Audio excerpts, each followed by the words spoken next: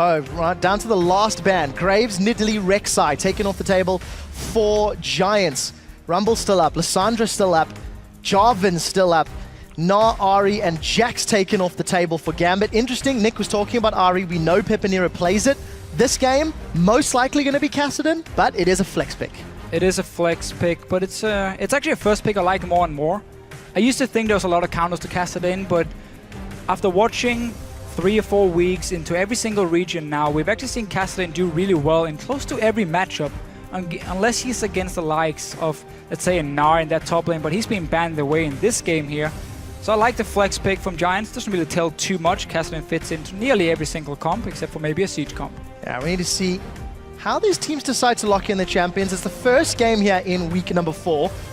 Both teams really taking their time. So you've cut to multiple shots of the respective team coaches, Lothar and Leviathan respectively, chatting away to their team members. Not surprised to see that Jarvan locked in for Gambit Gaming. It has been one of Diamond's go-tos. Interestingly, he's run the Skirmisher Saber all 3 times running Jarvan. The only victory Gambit have under their belt is when Diamond actually went with a Chilling Smite. Yes. 1 in 5, 1 in 6 actually. I'm gonna have to see if he wants to do the same today. Again, he likes to do it on Jarvan, and he's again, the problem about Skirmisher Saber early on is it requires you to find these one-on-one fights with the enemy jungler. Otherwise, it won't really be useful before the late game where you can use it on the AD carry. So he often sets himself behind a little bit in terms of ganking or farming by getting obviously the Skirmisher instead of Trailblazer or the Stalker's Blade. But I actually like the fact he takes away Jarvan, because I feel like that's going to be the best jungler for Frederick. Not necessarily his best pick, but just because that jungler actually offers so much for Giants in terms of early ganking and also strong snowball potential, which is what Giants plays around. They have to win the early game and snowball out of control before you get to late game where they are lacking behind. Well, another champion that has early ganking power and the ability to start a snowball is Lee Sin.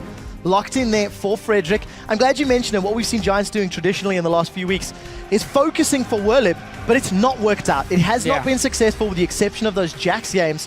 And it's actually Pepanera that's been fed almost all of the gold. Pepanera's got some early kills, and I'd like to see Frederick putting more pressure on that mid lane. Pepanera is the only player on Giants who's actually keeping up in CS compared to whoever he's laning against. The rest, on average, actually falls behind, so it's going to be all about Pepanera in this mid lane, and I want to see, as you just said here, Frederick, put some more focus on him. Get him going in the laning phase so he can start roaming to top lane, to bottom lane, and then he can be the big carry for you. Ignore Werlip, he's not getting that Jax anymore, it's banned in every single game after week 1. So just focus on Pepanera, he's going to be your star player. And it does 2 things. It also puts pressure on Nick, a player who has also been underperforming this split. Yes, he had some good games last week on Kassadin, but that's now off the table. So Zed and Kalista locked in. To Fisher, we were talking about Kalista leading up to today's games, and Pinoy's going to pull her out. Yeah, we've only seen Freeze actually play her here in Europe, but of course been a very, very strong pick in other regions, and so now being picked up by Gambit and Pinoy. All in all, when you run Kalista Zed, your last pick here needs to have some AP damage. Otherwise, it's going to be very, very easy for Giants to itemize against you going into the late game. So I want to see if we're going to get like a Cassiopeia maybe in the top lane for Coppershot. Has been a pick for him in the past. But that would be a very squishy comp from Gambit. So we're going to have to see what they do with the last one. A lot of importance on getting those team fights going. Both Giants and Gambit ran their games relatively long last week. Gambit had a 51 and a 59-minute game respectively. And something that both of these teams have demonstrated is a fairly weak mid to late game. We'll get to that in a moment as Giants have rounded out their composition. Caitlyn plus Nami is your duo. Azir and Kassadin both can go middle or top, so some flexibility for Giants. How on earth did Azir go all the way down to the last few picks? That's such a good pick for Giants here. Again, there's the flex as you mentioned. Also, you have some very good pushing potential actually through the Caitlyn and the Azir. We have this Caitlyn Nami lane, which used to be the old fast pushing lane from Giants as well. So as long as this Kassadin can actually just sit and farm in the laning phase, then you can rely on the Caitlyn and Azir to group up early, just 4-1 split, and take down these towers here, because Gambit on their side, unless we get a very early Hurricane from a Kalista, they're not bringing a lot of wave clear. They're going to have again also to get some AP damage. I don't think it's going to be Katarina. I would assume a Cassiopeia for Coppershot in this top lane. Yeah, I do think Giants have a lot of scaling in their favor. Morgana locked in, so this is going to be in the mid lane most likely, or top lane in fact. Yeah. as Cabochard's going to pull out. There's your AP that you were looking for. There's the AP we were looking for, and we've actually seen Trace from Jin Air over in Korea play top lane Morgana a lot. I believe he's undefeated on it as well. And the trick is, if you have a one-on-one matchup, you can just push the lane from level 1 with your pool, and you just keep pushing it down to the enemy turret. You get a few hits on it, you get it lower and lower and lower, and it's so hard to gank you because you have the black shield to prevent you from getting CC'd, and then you just keep pushing the lane. In the end, the tower will be so low, you do a quick rotation up, take it, get that global gold, and obviously get into these mid-game team fights where you have now Kalista, who should have a Hurricane by that time. You have the Morgana, where she's extremely strong, and you take the fights right there, packing a lot of CC suddenly. So let's see if Gambit can pull that one off. Well-executed team fights is not something that they've been known for in the opening weeks of the Spring Split. Last week against H2K, truthfully, it was a game of throws. Both teams making massive mistakes. Gambit pushed all the way to the Nexus inside the base before getting aced, basically, and then lost the game. So Gambit cannot afford those same levels of mistakes with this composition. Especially because Giants want to go late game here. Kassadin, Azir, Caitlyn, all fantastic scaling, but their mid game is fairly weak. So I actually worry a little bit for Giants here, because normally they're only good in the early game and have terrible late game shot calling, but they have the comp now to win in the late game if they get there. Well, there's the two team comps on your screen. Let us know if you agree or disagree with the Fisher. Who do you think is going to come out ahead at LOL Esports? Hashtag GIAWin or hashtag GMBWin. It is obviously going to be Gambit sitting with the advantage in the early game. It's Giants with the late game. No matter who wins, it's going to be a GG. Giants Gaming taking on Gambit Gaming in the first game of the day in Week 4. I do want to reiterate that Gambit have had games all split long where they've had leads, and they've also been a little uncoordinated when it comes to pushing those advantages in the mid game. It looked the same last year in Cologne, which is an event they won, but it's a long time since then, and we need to see what sort of practice Gambit have put in this last week. It's been very solo queue-like for Gambit. Again, a lot of just random individual plays, which would then get punished by the other team because they would catch you out and then just kill you, and obviously Gambit would then fall too far behind. But I want to talk about this Morgana a little bit, because typically you want to pick Morgana into the likes of maybe with a hyper carry, because your late game damage on a Morgana is somewhat unreliable. It's more about the early to mid game, and you don't really want to pick her into a Kassadin either because of his magic shield. He's actually going to be able to farm fairly easily against Cabochard, and that's also why Gambit right now he's setting up for potential lane swap. And obviously you don't want Kalista into a Caitlyn lane, especially not with a Nami. So Gambit has to lane swap in this game with such a strong bottom lane from Giants. Let's see how that lane swap plays out. Just to remind the viewers at home, we are playing on 5.2. Fizz is the only champion that's disabled, and rework Tristana is up and available for later in the day. Not going to be relevant now. Do want to highlight 2 exhausts on the side of Giants. I think that's very important to note once Nick and Pinoy start to hit those team fights and start to jump in. If Pepinero and Rydell can get them down on the respective opponents, could go a long way to helping Giants win some of those crucial objective battles. And Giants know Gambit is on the top side here with their dual lane, because they saw Eddie. He's moving down towards his blue buff. You're just trying to annoy a little bit, but you do have Smite for Frederick, so it shouldn't be a problem for Giants picking this one up. Yeah, and this is again, Eddie has gone for the invade, has gone for the harass every single time that a lane swap has taken place. He did it last week as well, and it's just something that we see him trying often. Early level 2 for Cabochard. So going to clear out those Krugs up in the top lane, and going to back, not using his CP yet. And Giants actually failed to get a freeze down in the bottom lane because they were running into the blue buff to see if Gambit was starting there with Diamond, of course, to try and stop him, but he wasn't there. In the end, you didn't get the freeze because you went in the lane at 155, and that means Cabochard now and this Morgana can actually run down to the bottom lane and stand in a 1v2. Just ward up your tri-bush just behind your tower so you can see if they're moving in to try and dive you with 4 guys. Otherwise, you just sit there and you farm for yourself, and you actually see him now go in, place the first ward. He's going to spot Frederick and World Leap, so he knows all 4 guys from Giants are on this bottom side. Well, let's see how Gambit decides to react. We just caught Nick taking a bit of punishment from Pepinero. Early advantage to Giants, using the numbers to their favor, although Diamond may want to contest this one. Smite goes out, ends up being secured by Giants. Diamond wasn't even in range. So early advantage to Giants. Frederick's going to be able to peel back and secure his own red buff. Yeah, and Gambit just got 3 buffed right here with Giants starting their own blue. And Diamond actually taking a very greedy jungle route, clearing all the camps, the Raptor as well, before he walked over to the blue buff. Meaning for him that he won't be able to get that one. And now 3 buffs from Giants. This is typically why you see people invade on the enemy buffs in a lane swap. So in this case, it would have been Gambit invading on the blue buff of Giants to secure that one, and then you take your own red buff after. So you don't have this situation where you lose 3 buffs. It doesn't matter too much on this current patch because their jungle camps give so much XP compared to just the buff itself. But if you, let's just go a year back, it would have been devastating for Gambit. Well, for a team that's 1-5, and for Diamond, who's simply not lived up to his pedigree in 2015, let's see how he decides to bounce back. We did just catch that public poll. Some faith in Gambit, 61% to 39. And with the lane swap and the fact that Giants had all of that pressure in the jungle, it's going to allow Pinoy, Edward, and potentially Diamond to get some damage on this top turret. This may also reset the wave, so let's see how they continue to play out this lane swap. Yeah, Giants actually mistimed their back here. You want to reach that wave at the tower if you're recalling with 2 or 3 guys. In this case, you have the Lee Sin, obviously Nami and Kassadin already at the wave, so they actually lost out on 2.5 waves here because they recalled a bit too slow. And again, that's why obviously you send their support with your top lane to make sure he doesn't get tower dived. But Gambit can be fairly happy denying them this much farm. And obviously you have the one-on-one in the bottom lane where Cabochard is going to do more than fine on this Morgana, just sitting and trying to last it with his pool. Let Adri be a bit annoying, but get the XP you need. Yeah, we need to keep contrasting Werlib and Cabochard. How are they farming? What do their levels look like? So far, there's nothing in it in the first 5 minutes. Pinoy with all of that solo time. Some good damage in Adri, but being replied back to Cabochard as well.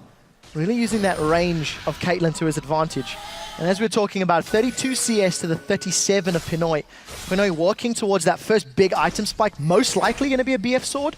However, there's a couple of different build paths you can go with that Kalista, as we've seen by a number of different players. Yeah, you really, I mean, if you can go back with 1,550 gold, getting that BF sword is by far the best. It's a big item spike for you. And then you go Hurricane after, because you want to have that one for your mid game. That attack speed is very important. It makes your jump animation a lot smoother once you have 30% attack speed, making it harder for the enemy to predict where you're jumping when you are kiting around. You're going to have to see, I mean, you need 55 CS if you don't miss a single one to have enough for BF sword. And we can actually see right now there's 1,400 gold for Pinoy, so he should be able to farm it out, get that BF sword on his first back if he decides to go for that one. Let's see how he decides to itemize. We've also seen Blade of the Ruined King built over in North America. Sure. So there's a couple of different routes that he could go for. We have, once again, caught that middle lane. Pepinero doing a good job of harassing Nick, but it's not costing Nick much CS for the time being. No, and Gambit is keeping this 2v2 lane because they want to try and take down this tower. Knowing that Cabochard can hold his own in the bottom lane, you can take a tower now and then swap Pinoy back down to the bottom lane, and then you actually have a 1 tower advantage through the lane swap. And oh, a lot of damage onto the right. Oh, so much. That's a flash forward. The auto attack connects. It's not enough. Pinoy with a very aggressive flash. He tweeted earlier that he's expanded his champion pool and he's playing this Kalista very, very aggressive into Giants. Not going to result in the kill, and summon a spell blown. Nice little damage on Werlib as well. Remember, he has no jump yet on this Kassadin. But to go back to your Blade of the Ruined King, I would be very surprised if you build it, because you would normally get that if you're gonna like one-on-one a top laner who's fairly immobile. So you have your slow from the Cutlass first, then your slow from the Rend. Kassadin will be able to jump away from him, so I'm not expecting Blade to come in from Pinoy. And Pepinero, the standard roam we often see, he's been having a good job just one-on-one there against the Zed. I mean, Azir wins nearly every one-on-one matchup, so a good start for him, and a blue buff as well. Yeah, Nick doing okay to stay relevant, still a small amount of CS behind. Slight difference between Cabochard and Werlib with all of the pressure. Going Blade. All of the pressure that Pinoy and Edward were putting onto Werlib in that top lane. You can see that Kassadin slowly trying to claw it back. Early Cutlass, I agree with you, it's a little odd, but it synergizes really well with the kit. The attack speed, it's a little bit of AD, and of course that additional kiting power against fairly mobile champions from Giants. Yeah, but that's the problem, because if you slow down a Kassadin, he laughs at you and he jumps in your face again with his ulti, so he won't care about it. And the rest of Giants' composition has a lot of kiting potential, which means it's going to be harder and harder for Pinoy to get in range with his Blade here, with the active at least, because obviously we have an Azir and a Caitlyn who's just going to stay very, very far back with their damage. I'm a little bit surprised about this one. He is staying in this one-on-one against Werlib, which is what you do when you get Cutlass as your first item. And I guess he didn't want to flash. There were so many Ren stacks, and I'm not gonna lie, I did not quite expect that pop. That was around 400 odd damage with that last auto attack. Pinoy, easy one-on-one against Werlib. You were talking about the kiting power the Cutlass offered you? Yeah. It was demonstrated. True. I mean, a pre-level 6 Kassadin. Again, if a Werlib, he should have been able to predict that damage, or at least close to it, and say, I'm going to play it safe here and just flash away. But actually, stayed in, and now first blood for Pinoy should be a very early blade then for him. Well, we'll see how quickly he can accelerate his item. Again, Pinoy really showing up in this early game. And Werlib, more questions to be asked. Yeah. He's demonstrated he plays Jax at an LCS winning level, but he's been unable to really impress amongst the rest of the games. And a lot of pressure on him, but let's also be fair. Kassadin is always going to scale and is always going to be relevant the longer this game goes. Gambit, only 200 gold in the lead, but they've got an aggregate CS advantage, I think, if you Still no look level across 6 the of map. Werlib, and Diamond is here now, forcing him back again. And this basically explains the Cutlass for Gambit or the Blade, because they want to keep Pinoy in a one-on-one situation, and he gets a big XP advantage. Obviously, while Cabochard is just sitting with Eddie in the bottom lane and has no problems farming. So they're simply doing this to shut down the Kassadin, not putting this Morgana. We talked about how Morgana into Kassadin, it's very hard to deny Kassadin farm with his magic shield and your lack of overall damage then from the Morgana. So that's why they're doing this Blade of the Ruined King first and keeping Pinoy to just one-on-one Werlib, who is now level 6. So he shouldn't die again. And we might see a bit of a fight here. Frederick and Diamond, both towards the top lane. And the other thing that we didn't take note of is the fact that Pinoy, for the longest time, has not had the support of Edward, so not going to get that bonus damage from Sentinel on the W, because of course Edward has been chilling out and roaming around just a little around the map. Pinoy also maxing the Ren, so trying to get those stacks up as quickly as possible. Let's see if Frederick can make something happen. Riftwalk available for Werlib. No flash for Pinoy. How patient is Frederick going to be? Have to wait a little bit still before this wave is pushed all the way down. Remember, Pinoy doesn't have any help up in this lane because Diamond already left, and now they're going in. Oh, they're in trouble. Sonic Wave kicks the flash, the hop, the kickback is to safety. And the Ren. Frederick's in trouble. Ren will give him a kill. And the Dark Binding also connects to Werlib. I don't think it's going to be enough just yet. Flash away. Riftwalk should be up in a moment or two. There is a flash available for Diamond if he wants to go in. There's the flash, the flag, the drag. Werlib's up. He's going to get taken down. Dark Binding goes wide. Nick gets in range, but not enough for an assist. And Gambit, 2 more kills on the board. Now Nick with an overextension. Takes some damage, but he's just fine. Yeah, big place in the top lane here. Not sure what happened for Werlib. He went in, the force pulls went the other way for him. So he didn't actually manage to connect a slow. And then Pinoy managed to jump away and obviously just get kicked back into his own turret, killing Frederick under this. This is sitting again. So notice how Werlib goes in. Force pulls goes the wrong way. This can happen if you smart cast actually. And now Pinoy obviously under the turret with Frederick going way too aggressive. One too slow, actually missed. And obviously Cabochard coming in with the teleport. Gambit turning it around. And we talk about how Giants have to win the early game. It's not looking good right now. No, but they do have some scaling headroom. Let's see what sort of map presence Gambit can put down. Red buff picked up for Pinoy. He's behind on CS, but a 12-minute Blade of the Ruined King. That's a great pickup. It is for sure, and yeah, as you said here, Giants, they have the scaling comp. Late game, they're going to be great with Azir, with Caitlyn and Kassadin. Had it been on any other team but Giants. Because again, the late game shot calling we have seen, it's been the biggest problem for them against Rocket. That's why they end up losing it. And I really want to see if they've improved it now. A week more of practice. I mean, the more you play against these LCS teams when you come from the Challenger Series, the more you learn every single week how you get punished for mistakes and how to adapt to it here. So I really want to see how Giants can play the late game if they get to that point, because they have to come for it. You're talking about adapting. Giants last week against Fnatic were able to predict Reignover's Rengar ganks. The first 2 or 3, and they countered them relatively effectively. But Gambit this week, they've pulled out the top lane Morgana. They've pulled out Kalista for the first time. And I think they've caught Giants somewhat off guard. So Dragon's going to be started by Gambit. 13 minutes on the clock. Very easily secured. Oh, pulled the Edward gets thrown in with Fate's Call, flash from Audrey. And they're going to burn the cooldown from Pinoy just to try set something up, but nothing comes of it, and Gambit still maintain their 2,000 gold lead. Yeah, just a very simple Dragon call by Gambit here. You saw Obviously, Whirlip sitting and farming at his own turret, and even actually 2 other guys from Giant showed themselves, I believe, at the ward Gambit had placed here around that blue buff. So easy call for them, forcing the flash from Adri, and instantly Diamond looking towards the bottom lane. They want to dive. Yeah, and take a look at the itemization. This is the first time we're seeing him upgrade to the Stalker's Blade on Jarvan. This split, it's the second game out of 7. Gambit have got the numbers advantage, and here comes Diamond. Cataclysm is available if he wants it, but there is some support on the way from Frederick. Diamond actually playing somewhat confused. He's running forwards, he's running backwards, deciding against it. Gambit doesn't have the D boards here to actually go for this dive, knowing there's a high chance of Frederick being nearby. So unless they took the current wards they have just inside the jungle of Giants and moved them further in, then they couldn't go for this dive here. So smart enough, they're just waiting around, see if Freddy showed himself anywhere. Let's say he showed him around the mid lane, then they could have gone for it, and that's why you saw the hesitation. So smart enough as well, backing away. We know Pinoy can handle himself with this blade, and 2 kills this early on.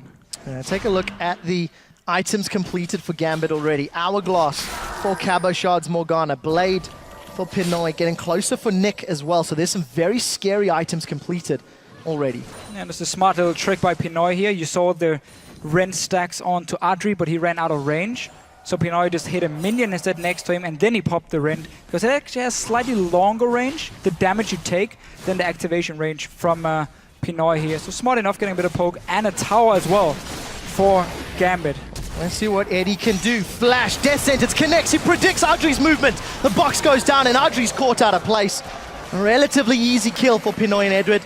And just to quickly mention, those Caitlyn eyes from the trap stuck on Pinoy. It is just an observer-related bug. We will get that resolved in a moment or two. 3,000 gold in favor of Gambit, 4 kills to 0. This is a very strong early game, and it's been carried by individual performances. Crepo said it on the analyst desk. Pinoy, an AD carry who's mechanically good with potential, he's really showing up in this game. Yeah, especially that gank 2v1 where he managed to get a kill on Frederick was huge for him, and obviously the one-on-one kill with this Cutlass first item, but now we're going to see a fight here. Face check from Rydell. No, he actually had a wall placed. They're going for it. Well, the double bubble connects. Pinoy forced to flash away. The wall knocks him back. Edward gets thrown from Fate's call. Lantern tries to get Pinoy out to safety. It's not going to be enough. First kill on the board for Giants as they turn their attention to Edward. And the Riftwalk from Whirlip. They continue to chase him down to 100 hit points. Death Sentence connects. It's not going to be enough, and that's a kill on the board for a Kassadin that was shut down early. Overconfidence from Pinoy and Edward. Yeah, and this really is, again, the Gambit thing. The problem they've had the last few weeks is they do so many things correct and it looks great, and then we have these random things where they just end up dying. Eddie and Pinoy, they walked through the jungle while Diamond was far away. Even Nick was far away. He wasn't even in the mid lane at the time, so there was no backup. And because Giants had already placed a good defensive pink ward, they saw it, Rydell set it up beautifully, and then Giants pick up 2 kills, and suddenly getting a kill on you, Azir, will really help him, and this is all they need. Slowly claw your way back in here, get to that late game point. We even see Aver's Blade for Atri, so he's trying to rush towards the 2-item spike on the Caitlyn here, where he can become relevant again. And Giants are not done yet. Yeah, you've got this really interesting sort of change. CS advantage for Adri, despite the fact that Pinoy's been under pressure and applying pressure, is falling behind. We'll get to that in a second. Here's the replay. Look at the minimap here. Diamond is at his own red buff, and the rest of Gambit is in their base. And then Pinoy and Eddie walks in by themselves. Nice little deny here from the wall. Pepanero onto the lantern of Eddie, and then just 2 kills from Giants. Nice little setup by them, but also just too aggressive by Gambit. Yeah, simply did not have the vision to make that play, and they get punished for it. Gambit now pushing in the middle wave. Look at Nick. Split pushing the side lane up at the top, and Cabo Shard actually pushing on the bottom. Frederick doesn't connect with the Sonic Wave, so Diamond with an easy escape. And look at the CS differences is what I was touching to just before the replay. Cabo Shard with a strong 40 CS advantage. Adri, very small lead, but of course, Pinoy with those 3 kills to his name is obviously going to be in a very comfortable position. Second item, Hurricane. So if memory serves, it's the same build that Doublelift had 2 weeks ago, but I'm not 100% confident on that. Pepanero forced to flash out of the Soul Shackles, going to continue to play aggressive. Here comes Frederick. Sonic Wave connects. Hourglass still up for Cabo Shard. Is he going to use it? No. All too easy. And again, overextending. Yeah, 1 ward placed in the jungle, not even very far in, so he has no chance of actually seeing who's coming down to the bottom lane. Another kill now for Giants, but tower did go down because Pinoy is so strong on this Kalista. He can just move to whatever lane he wishes and take down whatever he wants. And also with the Hurricane being completed very soon, it's going to give him a lot of wave clear to just keep pushing down these waves. Obviously, Whirlib is not really able to do too much in terms of defending other than just lasting under the turret. Pepinero and Adri has to be there together to provide some instant wave clear if they want to stop Gambit from taking turrets. Or they can, of course, just keep walking around and killing them. Well, let's see what Gambit does from here on out. This is the point where I get worried for the team. They've got a lead. It's not massive. They're giving up a few kills here and there, but most importantly, with 3 towers down, how do Gambit play the vision in Giants' jungle, and how are they going to decide to push this map? They've been trying the 1-3-1 or 1-2-1 as it were recently. And we need to see what Gambit decides to do. For the moment, Dragon's up, so that seems to be the focus. Yeah, and Giants not in a position to fight for this one. Gambit does have 2 pink wards already being placed there. Giants right now should just try and take this mid turret and trade it for the Dragon, because you don't want to go in a straight team fight, and that's exactly what they're doing here. 4 guys sitting in the mid lane. No teleport by Whirlib. If Gambit looks for a fight here, it's going to be 5 versus 4. So a lot of damage onto the tower, but not even taken down. Gambit were able to 2-man the Dragon and still defend their mid turret. That's a very strong play. Yeah, but still, Giants knowing they couldn't fight. And that's a thing they've learned now, because we saw in some of the other games they've played where they would still run into a lost Dragon fight, basically try and take it, end up falling even further behind, and then the game would just be over. Here they tried to take the mid turret, and now they go straight to top lane here. What they could have done instead was send just one guy mid lane, let's say the Caitlyn, and put the rest of the guys to the top lane, fast push it in, and try and get this tower down. They're still going for it now, but now Gambit has the time to actually regroup and come up and defend it. Well, let's see what happens. We did see Ace in the hole catching onto Pinoy. He's decided to go aggressive. Pepinero as well as Adri able to pick up the kill. Top lane is defended. Bubble does not connect. Now let's see what Gambit can do. They've got a numbers advantage top. They've caught the Dark Binding. Whirlib just gets melted. Gambit reply. That's 1 for 1. And they defend the top turret while Pinoy got a lot of damage on that inner turret on the bottom. That's down to below half. Yeah, again, Giants here, first trying to push the mid lane, then going for the top lane. Just a little bit too slow for them, allowing Gambit to take Dragon and go back and actually defend their lanes here. And then trading 1 for 1, Pinoy. Second time we see someone from Gambit die in the bottom lane, where they have 0 wards in the enemy jungle. And that's again why Pepinero now can actually push in, take a tower for himself. He's getting very fit on this Azir, and that's going to be scary the longer we get into the game. There's really been no pressure on Pepinero. And, we were actually touching in the pre-game. Tower secured here for Gambit. They're way out of position. Look for the Dark Bunny. It's predicted! Cabochard connects with Adri. Killing Tick goes to Cabochard. That was a good shot. And at least Giants, they're keeping the gold relevant. They've closed the lead. And we talked in pregame how important Pepinero was going to be for Giants. 3-0-1, 220 CS.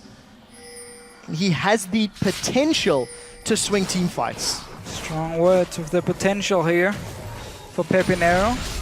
And Giants actually managed to defend their mid lane. Again, it's a bit of a weird game. It's really awkward. Like, the mid tower going down with Adri and Teleport obviously coming in from Whirlib, sacrificing Adri for the tower. If you know you can then defend, it's okay, because it's better obviously to get a tower than 1 kill. But Gambit, after that kill, 2 of the guys went back into the jungle. Nick went down to the bottom lane to start pushing in, instead of just going 5 mid.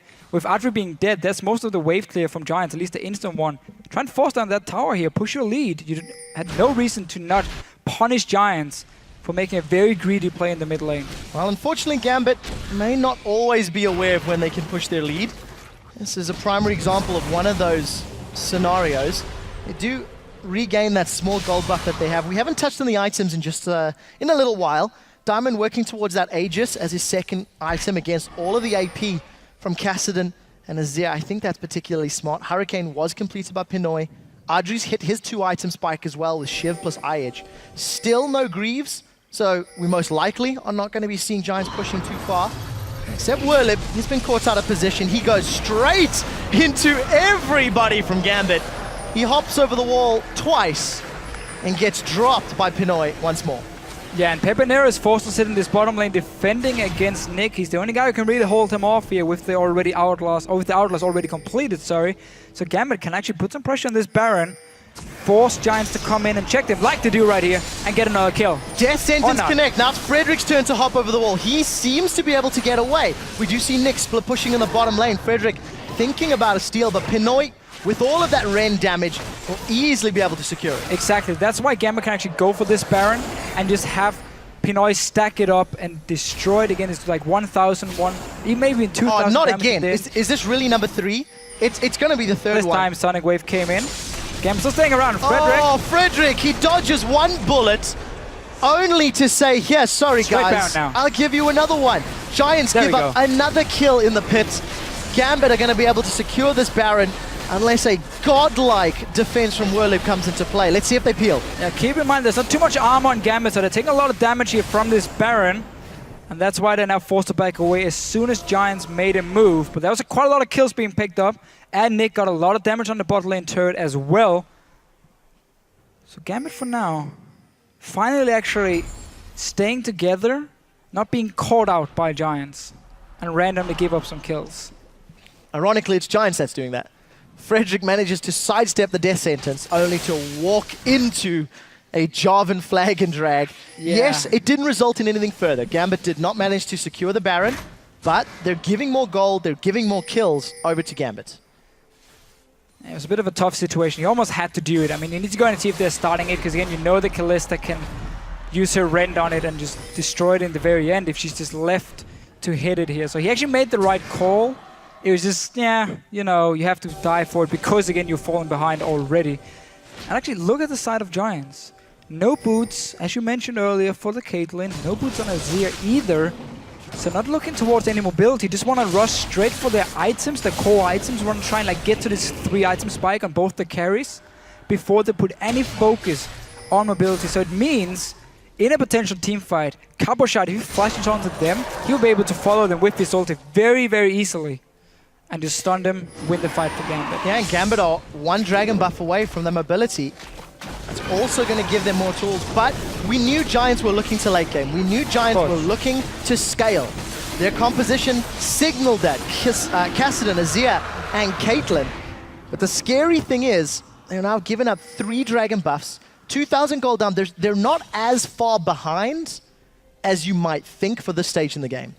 Yeah, but again, that's still what we see on this new map. We keep talking about how Dragon doesn't give the global gold any longer, so we don't see the same kind of goal leads we used to see if we look back just at Worlds, where you could be like 10, 15k ahead by 30 minutes if you were really destroying the enemy team. But the problem for Giants in this game was really the lane swap itself, where they failed to get a freeze in the bottom lane and then didn't even go and try and dive onto Caboshot and like deny him some farm. So he was actually left farming on his own, while Whirlip had a lot harder time getting a bit late to the top lane. He was denied a lot of farm from Pinoy. He even died to him. So he fell very far behind.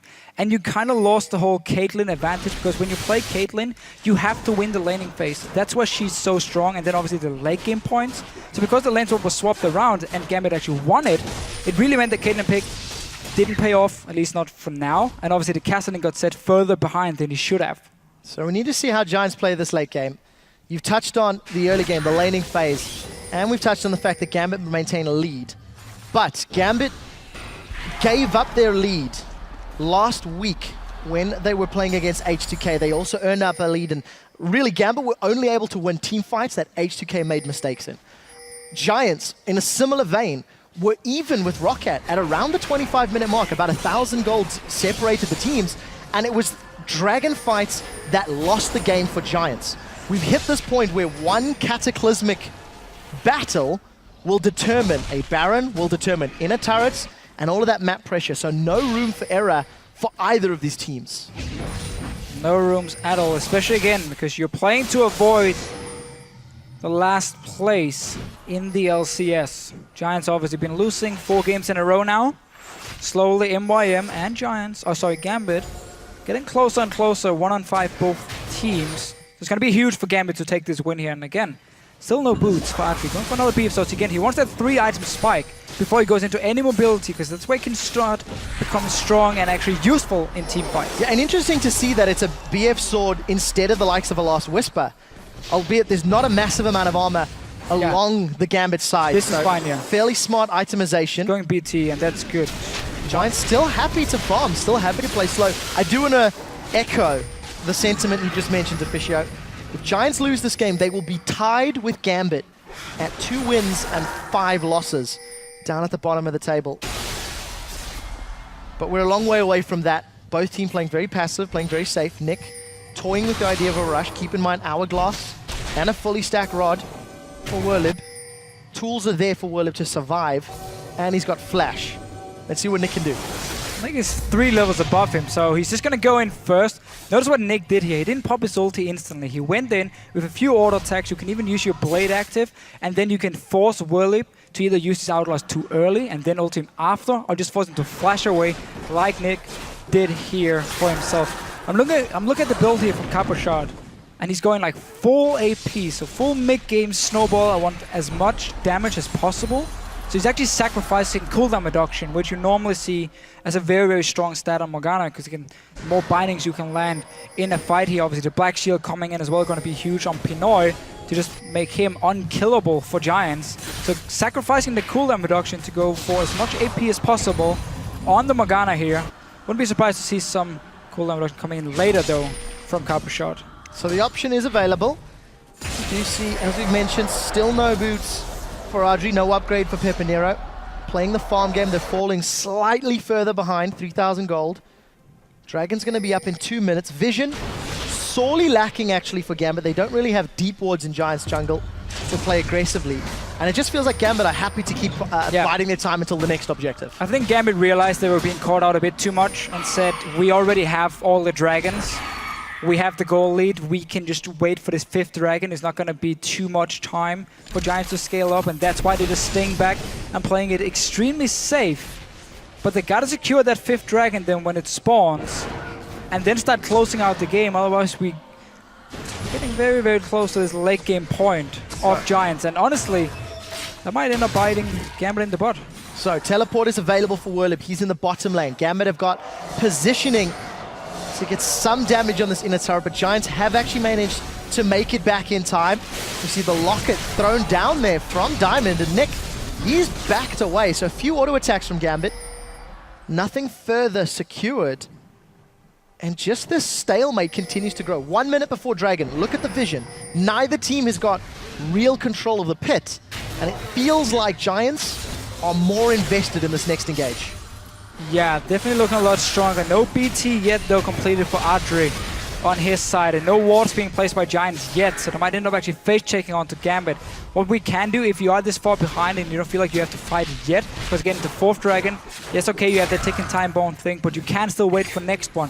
Instead, look at the wave top lane here. Go up with your Caitlyn, take that wave in, get a tower for yourself, clear the pink wards Gambit has around the Baron, set up your own wards here, buy a bit more time, and try and trade this dragon, if you don't want to fight for it, that is, for at least something to your team. But it looks like Giants are actually staying around it here, looking for the first team fight of the game. But Gambit is in a good position to start it. Officio, Giants don't want a whole lot of anything at the moment. They have been playing so reactive and so defensive over the last few minutes. Still no boots. 2,000 gold unspent for Adri. I don't know about this fight. It's against a Smite and a Rend. Pinoy keeps stacking up those arrows. It's going to be available. Idol caught up by the Dark Binding. Tidal Wave thrown down. It's just going to be sidestepped by Gambit. I don't know why you tried to steal that, Frederick. He's looking to escape. Flashes over the wall. He's going to safeguard away. They've traded the Dragon for minions, most likely taking that tower down. There's another wave will peel on, but Nick looking to respond. Gambit get the 4th Dragon of the game. Should be able to trade 1 tower for 1 in this scenario. So we'll get 1 tower at least for Giants here. Didn't want to try and go for the aggressive play. Actually, the tower won't even go down. Not even. They don't gain anything for this at all. They tried to steal it against a Kalista with Rend and obviously the Smite, which could come in from Diamond. Now Baron started by Gambit here. Giants is nearby. They're going to try and stop them. They should get a kill on Eddie. Edward is low. Werlib's going to jump in. That's the first kill of the fight, but Werlib forced away. It's in reply for Frederick. Now Cabochard is in trouble. He flashes over to the blue buff area of Giants behind enemy territory. Soul Shackles has been burned. They've traded 1 kill for 1 and teleport away from Cabochard. Pepinero predicted the wrong direction. No knock-up. But no Baron secured for either team, and Nick with some damage on the inhibitor turret. This is a very strange set of exchanges. Yeah, and now we have Gambit on 4 dragons, so they can again just wait for the next one. They don't have to make any aggressive plays until that dragon arrives. And Giants will actually be able to... We see the Baron being started here. Meanwhile, you can see Nick in the bottom lane. He's pushing it in. And Gambit is now trying to force Giants to come teleport. Willem comes up here so Nick can take a tower. But they're lucky trading 1-for-1 because Giants is here with all 5. Diamond is in the mid lane. So again, it's very split up. It seems to be more like individual plays and saying, let's go Baron now. And then the rest of the team is like, I'm not too sure about it. They don't really want to follow. And then we get this kind of messy game we have going on between Giants and Gambit. So Giants playing defensive, playing passive. Finally, we see that Bloodthirster completed for Adri and Tier 1 boots. Pepinero's got Void Staff, also Tier 1 boots. But Giants, they've made no indication they want to challenge for a win. They're 4,000 gold down. Gambit, on the other hand, feels like they're using the solo queue playbook to play this game out. Pinoy sort of solo carrying. Cabochard getting some great solo plays. But as a unit, they've not particularly been on the same page all that often. So a few minutes to go until this next dragon respawns. Nick, 2-level advantage over Werlip. Should be able to interrupt the recall if he wants to, decides against it. No vision, so wouldn't have had the tools available. Okay, let's see Deficio duel. Recall. Why does he not want to fight? Tell me, tell me! Because why do they not want to do anything? So his team is basically pinging the rest of Giants coming through the river here, so Nick didn't really want to go 1v5. He's a strong Zed, but he hasn't really been able to do anything entire game long other than actually just push and take a few towers. Pinoy's down the bottom lane, so Giants now should finally be able to get a tower in this top lane. At least get some global goal for themselves, but it's going to be again all about their next dragon. I'm at a loss for words, Deficio. Giants finally making a push up onto the map with some shoes on their feet.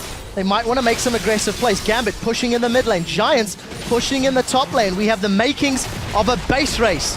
If you don't know how to outplay your opponents, just try out-rotate them. A Zia turret thrown down very early from Pepinero. And we do see it's actually Gambit with the advantage. They've taken the inhibitor turret in the bottom lane, forced back. Werlip's been able to defend the inhibitor, and now we do have a very brief pause. Like Pinoy here. Small problem for himself. Deficio, I think you're very silent because I think you have to be as confused as I am. Just a little bit. 35 minutes into the game. Yeah. Giants finally have some ability, finally have some boots, finally feel strong enough to fight. And they managed to catch Gambit because Gambit are not grouped either. But it's Giants that come away worse for wear. They lose an inhibitor turret in that trade.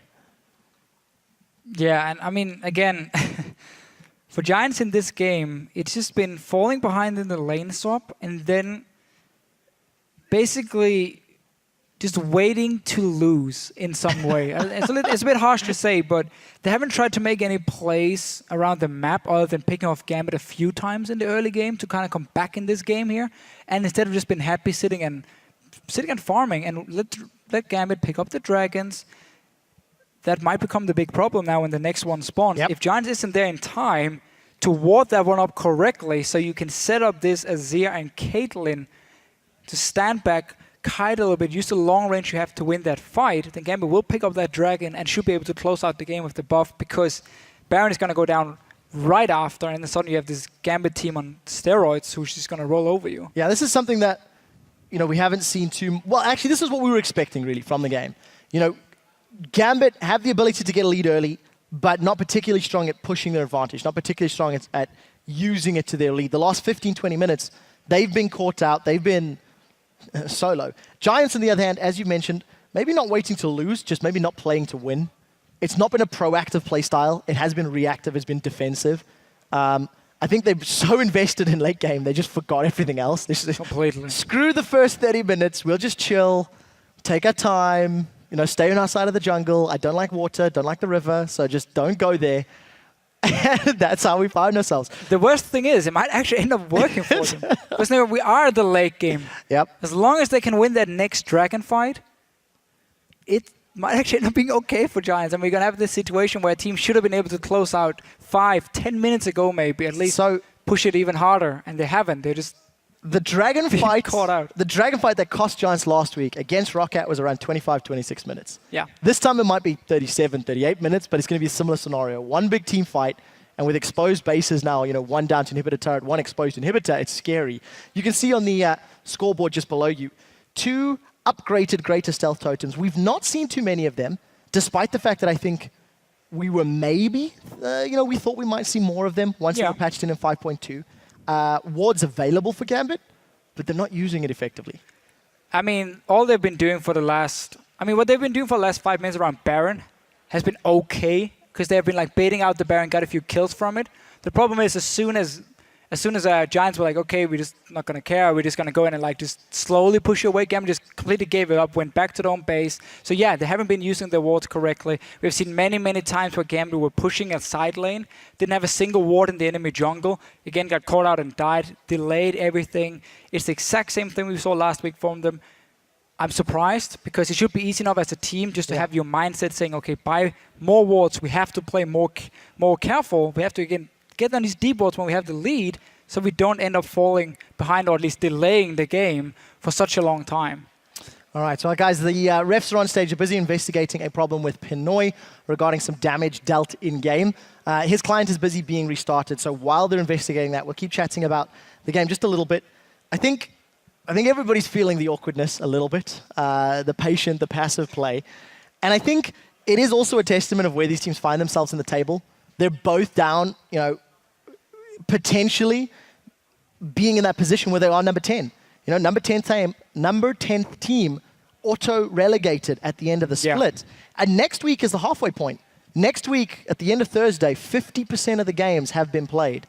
And it is so, so difficult to start clawing those wins up. We heard, I think it was Nick or Pinoy saying earlier that if the first win last week could start the snowball for them to pick up more wins. They've started well in this game, but they're not ending particularly convincingly. No, exactly. Same problems. Still slight improvement from Gambit compared to week 1, week 2. So we have seen their success from Leviathan, the coach coming in. Obviously, used to be the Alliance coach last year. So slowly, but it's not there yet. It's far from good enough from what we expect from a team like Gambit. And it's fun because this is actually the way they won IM Cologne. Yeah. Same kind of style, just random team fights everywhere, no wards. We even had 2 games against CLG where they got to like 55 minutes. They won one of them through a base race with a Jax, and the other one they lost because Doublelift was just unkillable. So they've been here before, going full late game and be weaker and still try and pull it out. And that's again why I'm surprised as a team. You don't go back and say, what are we doing wrong? Why can't we close the game here? Yes, okay, they have the dragons. And we might end up sitting here saying, well, Gambit won, they got 5 dragons, that was great. Yeah, but Gambit lost to Copenhagen Wolves because of bad late game calls. Very true. So there needs to be some learning. There needs to be a point where, last week they were in the base of the Copenhagen Wolves and said, we'll stick around, we'll keep pushing. Wolves respawned, killed them, and then the Wolves went on to win the game. There was a 59-minute match. We're at 35 minutes in this one.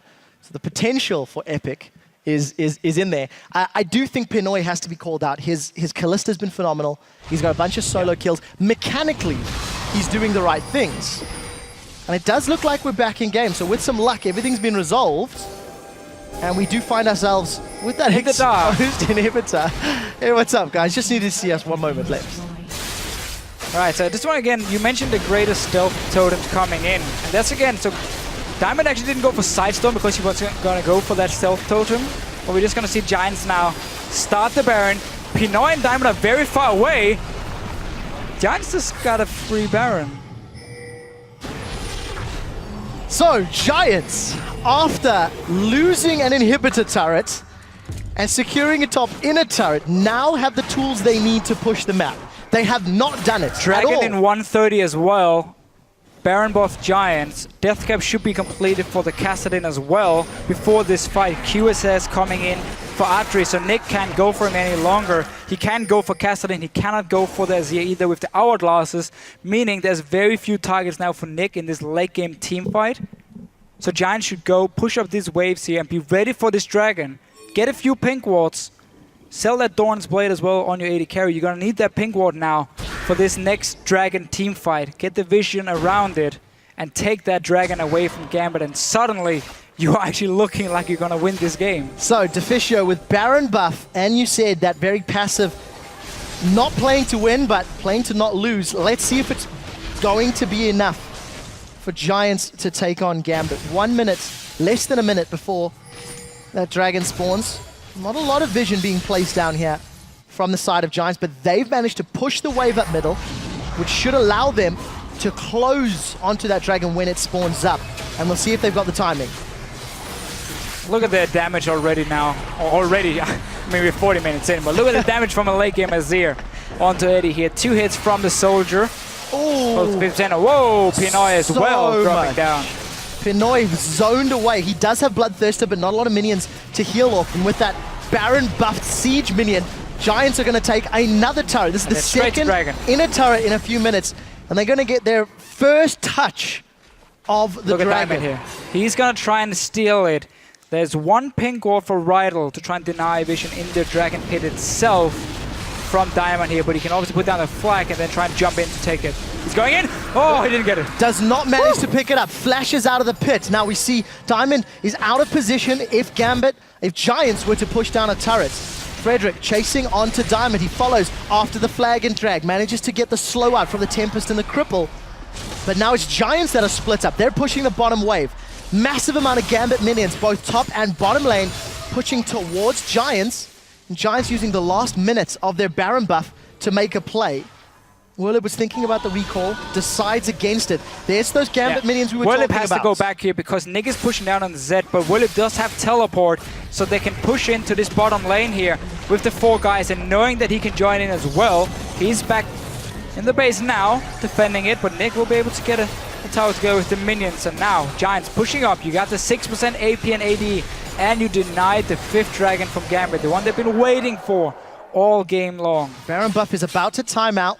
But the value of that dragon at 40 minutes, the first dragon, is so much greater. 6% of what you've accrued over the entirety of the match. Giants up with a chance. Pepinero did throw down that Sun Disc Tower. He's done it actually very early. Both times he's casted on those inner turrets. Giants still a small amount of gold down, but unable to crack the inhibitor turrets of Gambit. Yeah, and really one of the big problems for Gambit in this game here is also, again, you mentioned how they had the greater stealth totems, didn't have the greater vision totem, there was not enough focus on the pink wards. Eddie doesn't even have Oracle Lens yet, despite Gambit staying around that Baron for such a long time trying to bait it simply. Didn't have enough tools to deny vision from Giants, and therefore they could never actually pick it up for free or get a big team fight going on. And that's, again, bought time for Giants.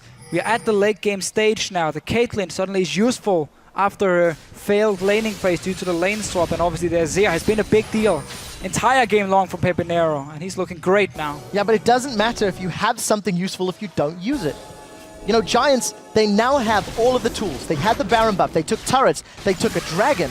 Giants have the good vision in the defensive side of Gambit, but how do they start a fight? Gambit is trying to set up a small trap here. If Giants went for the bottom lane wave, Gambit would just run straight down to the base, take inhibitor, and obviously try and push up the top wave as well. Decide now to go back because Giants didn't bite and run straight to this bottom lane. And that's going to be so much about these late game wards coming in, because people start max out their items, so they can't buy as many wards as you can in the early game. And obviously there's only a sidestone for Frederick, none for Diamond here, so he's completely relying on that stealth totem for his wards. We need to see how Diamond uses it. I don't think they've done a whole lot. Still sitting on a health potion for Diamond. He just bought 2 health potions. Deficio, I know you love the 40-minute health pots instead of wards. It is one of your favorite strategies all the time. That's sustained, man. I know Crumble loves this too on the atmosphere. So, unable to push further. Giants, Rylai's Crystal Scepter now picked up for Pepinero. No additional attack speed in his Azir build, which is what we've seen from many other regions.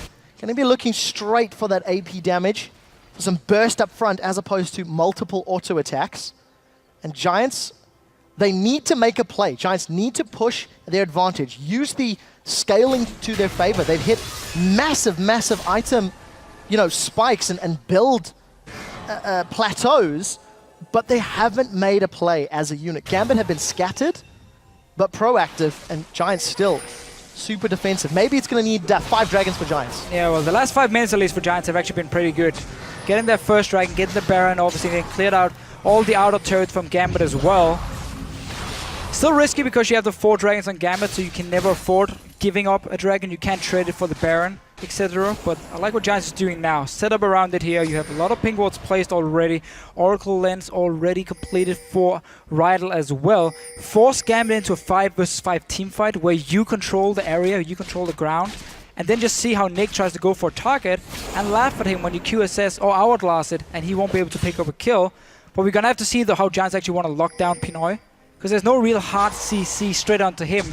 You should never be able to land a bubble onto a Kalista. So that's also why the Rylai's is coming in, obviously, from Pepinero, trying to get some slows on him with the castle and see if you can kill him. I really want to see how Giants handle Vision and Baron and Dragon buff.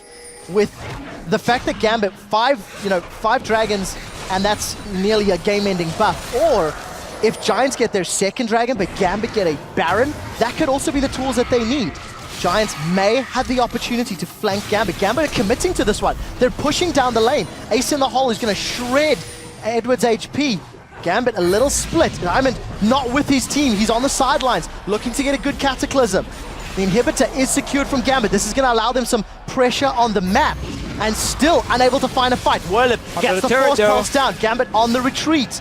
Damage put down. Giants still looking to find a way to engage, and it simply does not happen. Oh. Gambit take them on a tour of their own base and knock down the inhibitor while en route. Yeah, smart move here. They're in mobile comp from Gambit and no hard engage obviously from Giants here, so they couldn't actually start the fight.